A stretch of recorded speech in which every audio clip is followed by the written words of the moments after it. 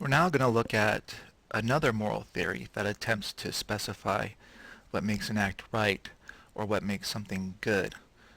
The theory is objectivism, and to understand this theory, you really need a good grasp of what cultural relativism and subjectivism are saying, because objectivism is basically just the opposite of them. So according to the subjectivist and relativist, we make actions right or things good by feeling a certain way about them, by having a certain attitude toward them. And the attitude we've primarily focused on is approval.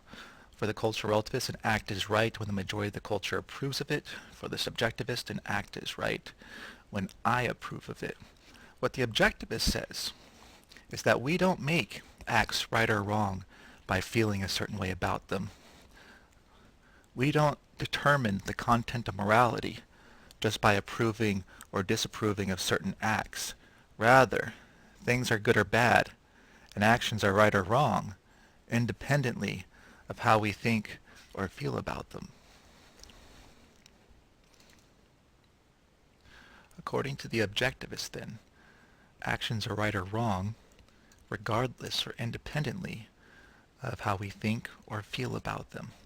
So we don't make things right by approving of them.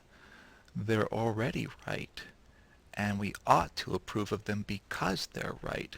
So our attitudes of approval and disapproval should be directed by which acts are right and which acts are wrong, rather than thinking the acts themselves become right or wrong once we experience a feeling of approval or disapproval.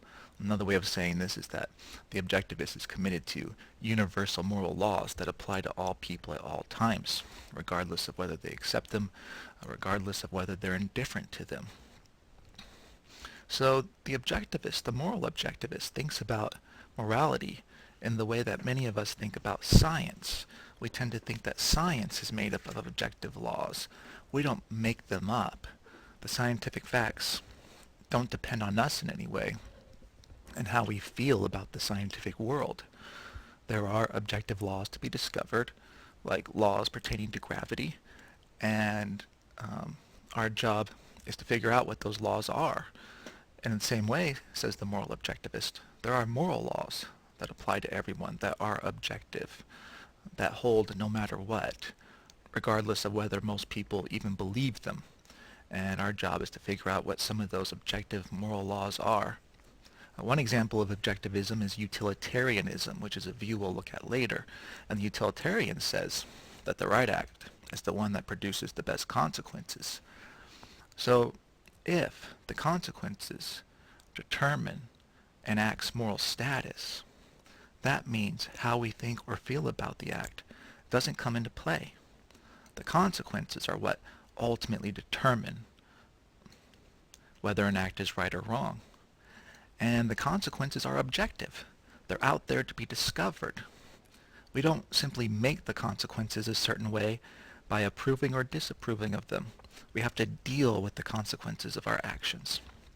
So utilitarianism is a kind of objectivist view, because utilitarian says we don't make actions right or wrong, rather it's the consequences that make an act right or wrong.